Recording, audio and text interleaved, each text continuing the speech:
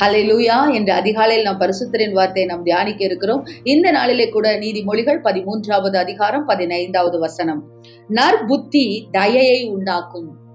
ஆம் தேவஜனமே, நல்ல புத்தி, நல்ல சிந்தனை, நல்ல புத்தியான காரியங்கள் நமக்கு தேவனிடத்திலிருந்து மனுஷரிடத்திலிருந்து தயையை உண்டாக்கும். அநேக நேரத்திலே பிறர் நம்மை பாராட்ட மாட்டார்களா, பிறர் நமக்கு உதவி செய்ய மாட்டார்களா, நம் மீது இரக்கம் பாராட்ட மாட்டார்களா என்று சொல்லி நீங்கள் நினைத்து கொண்டிருக்கலாம்.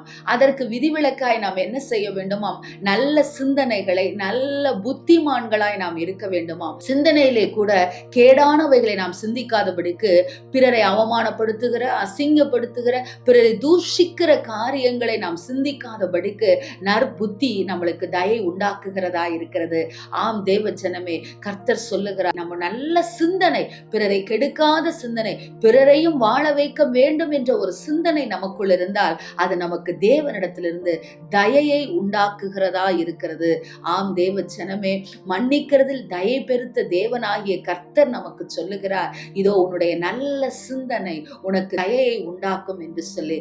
இதோ நாம் யாரிடத்திலும் கேட்காதபடிக்கு அவர்களே இறங்கி வந்து உதவி செய்கிற காரியத்தை, அவர்களே இறங்கி வந்து நம்மை தேற்றுகிறதை, அவர்களே வந்து நம்மை ஆறுதல் படுத்துகிறதை, நம்மை ஆசீர்வதிக்கிறதை இதோ இந்த நாளிலே நீங்கள் காண்பீர்கள். நல்ல புத்தி வேண்டும். சிந்தனையிலே கூட பிறரை கெடுக்கிற காரியங்களை நாம் சிந்திக்காதபடிக்கு, பேச்சிலே, நடத்தையிலே பிறருக்கு எந்தவித தீங்கும், தேவனுக்கு பிரியமில்லாத சிந்தனைகளும் நம்மிடத்திலே இல்லாதபடிக்கு நாம் பார்த்து கொள்ள வேண்டும்.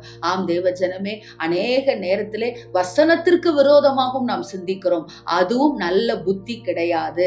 நல்ல புத்திமானாய், நல்ல புத்தியுடையவர்களாய் நீங்கள் இருக்க வேண்டும் என்று சொல்லி நினைத்தால் கர்த்தருடைய வசனத்தின்படியாக நீங்கள் நடவுங்கள். நிச்சயம் கர்த்தர் நல்ல சிந்தனையை உங்களுக்கு கொடுப்பார். கேடான சிந்தனையிலிருந்து உங்களை விலக்கி போடுவார்.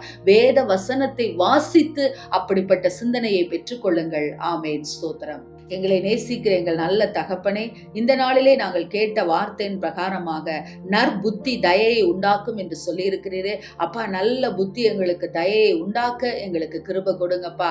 எங்கள் சிந்தனைகளே, எங்கள் பேச்சிலே, எங்கள் நடக்கையிலே எல்லாவற்றிலும் ஆண்டவரே, யாதொருவருக்கும் தீமை செய்கிறவர்களாய் நாங்கள் இல்லாதபடிக்கப்பா, சிந்தனையிலே ஆண்டவரே நாங்கள் நல்ல புத்தியோடு இருக்க, புத்திமான்களாய் நடக்க எங்களுக்கு கிருபை கொடுங்கன்னு சொல்லி இந்த நாளை தொடங்குகிறோம். நல்ல பிதாவே, ஆமேன். Praise the Lord. Hallelujah.